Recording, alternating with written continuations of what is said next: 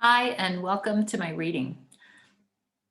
I really want to thank Rebecca Aronson for inviting me to read for the Bad Mouth series. Rebecca has arranged many great meetings here in Albuquerque over the years. This was before we had to do everything online. And I've been really impressed by the way the series has changed and expanded hugely and provided a venue for even more writers. I think it's wonderful. I'm going to read some poems from my latest book, from my last book. Um, it's called And So Wax Was Made and Also Honey. The book came out from Tupelo Press last January 2020. The first poem is called Dear Drought. I live in Albuquerque, and while there are a lot of wonderful things about living here, growing a garden in the high desert is a challenge. So that's sort of where this poem started. Dear Drought, offer your usual posy of goat heads, proffer sharp garlands of thistle and incas thin down, of squash bugs strung on blighted stems, send back necklaced every reeking pearl I crushed, each egg cluster that I scraped away with knife or twig or thumbnail. Wake me sweat-laced from a dream of hidden stables, the gentle foals a tremble, stem-legged, long neglected. Dear Drought, our summer corn was overrun again with weed and cheat. The bitter zinnias fell to bits. Dear yearlings, our harvest is lattice and husk. Next, I want to read the titular poem, or at least part of the title of the book comes from the title of this poem. And the name Re in the title of the poem is the same as Ra, or Amun-Ra, the god of the sun in Egyptian mythology. And so wax was made and also honey out of the tears of Re. When the wars are over and the checkpoints abandoned, when the cities wake as home to exotic birds who broadcast our coming and fertilize cracks in the asphalt, we'll stride up the mountain like goat herds and make books from leaves of what trees spill most ambitious over the burned land. When the quarantines are lifted, we'll play Marco Polo in the empty wards and by lamplight study ancient methods of beekeeping, mud hive and yeast cake, the tendering of tiny crowns and tiny homes of sedge.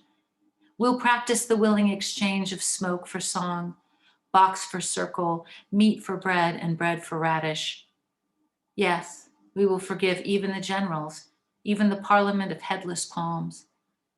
When the wars are over, we'll offer oranges to tanagers and slick black seed to jays. When the curfews expire and all debts default, though, there will always be dark rumors and dormant munitions. On no account may we cease waiting for the Queen's emergence, so long as there is something to barter for this honey, for this wax that burns and leaves no ash.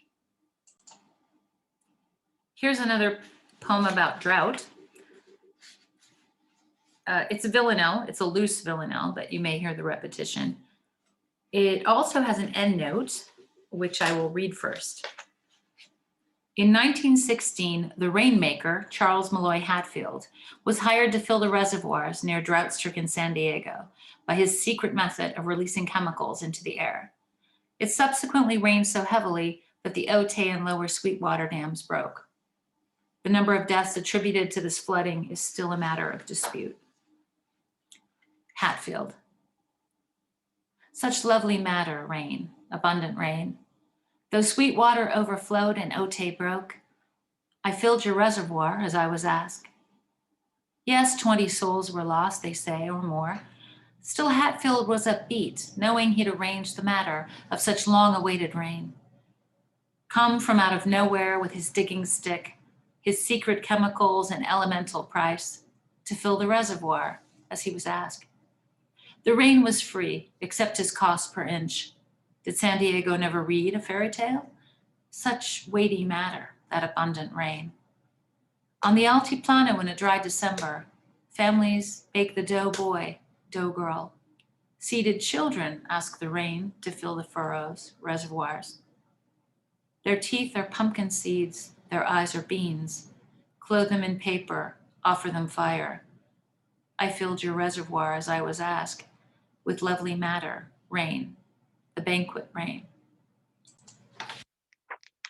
So this poem, at some point I was reading about the Victorian preoccupation with being accidentally buried alive. This was really a fear that people had, that they would be mistaken for dead when they were only in a coma or perhaps not, just very ill. To the extent that if you really worried about this and you had the money, you could purchase a device that you could activate from within the coffin that would ring bells and I think wave flags near your grave, should you find yourself precipitously buried. And there also there actually was an association called the Association for the Prevention of Premature Burial, as I name in the title. The Association for the Prevention of Premature Burial thanks you for your liberal contribution. It's pretty much what we expect from you fickle Victorians, spawning Darwinism, but leasing children, reading Byron in a poor light. You had certain fears, devolution, for example, a la Mr. Hyde, and live internment. Nursery rhymes or prayers would liken death to sleep. Sleep, pussy, die, shut your little eye. So truly, was it that absurd? Given current theories about bad air and miasma, to fear revival in an airless space, metals piercing your pre-tubercular chest? Should I die before? Pose true fear, entombed before the spark has fled, the living taken with the dead. Oh, you infamously syphilitic men awaiting suffocation, souls lost among heaps of bone, you soiled and poxed. Wasn't it the grave robber most likely to espy the patented device, permitting the awakened to pull a velvet cord which will activate a flag and bells? Here I am, O resurrection man, a knock on the head and you're lifeless again. Pussy eats dirt from a sky blue plate, earth winds, a broken spade, prophetic, you gentlemen, a chapter between opium abuse and rampant prostitution. The sort of subtitle for this next poem is Phaeton. And I'll refresh everyone's memory about Phaeton. Phaeton was the son of the god Helios in the Metamorphosis. Helios was the god of the sun, and his chariot was the sun. And the story goes that Phaeton stole the keys to the chariot and didn't know how to drive it, so he went around the earth burning and freezing different parts because he didn't know how to drive the chariot until Zeus finally struck him down. At the same time that I was looking at Ovid, I was reading the Metamorphosis again, I kept getting a bunch of those emails that promise you a fortune if you will give whoever's writing you your social security and number and your bank information. So they came together. Whole cities burn for your account number. Your urgent assistance needed with absolute trust. I swear I never touched those horses of my father. Nevertheless, without trial, I was accused of plots when Caucasus burned and Assa burned and Pindus. So I must solicit your strictest confidence in this matter. I think you can be of greatest help to me.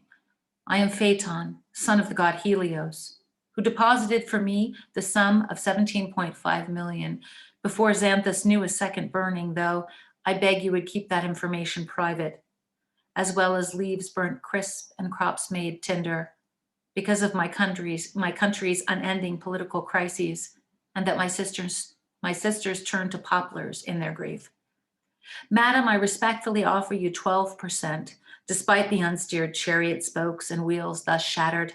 What grace I did escape with God's help and UN soldiers, my hair still smoking with the fire of that forked bolt, to Amsterdam, where security companies are reliable, though all other peopled kingdoms into ashes turn. Please confirm receipt and quote the reference number, all burning, burning, and the wreckage scattered far. And this is the last poem that I'll read from the book, and then I'll read just one new one after that. It's called Leviathan, and it does lift a phrase or two from the description of Leviathan in the book of Job. And it's also structured in a similar way. It's a series of questions, mostly questions. Leviathan. Can you coax him from his house after the worst fall and keep him for weeks in a rehab? Can you put him in a nursing home that they now call something else? Will he sign those papers with a shaky hand, but nevertheless joke with the admissions director so that she says he's spunky? So that she says, oh, he's a character and there's life in him yet? Will he demand to visit his house and rage about the mail you threw away? Will he rattle his walker? Will he shout about the lost receipts and catalogs, the free address labels, appeals from the GOP, bright nickels taped to paper? If you lay a hand on his mail, you will remember the battle. You will not do it again. Any hope of subduing him is false. Who can make him wear hearing aids? Who can make him stick to his diet? Who can keep him from driving? I will not keep silence concerning his distended belly, all his limbs grown spindly, his terrible feet.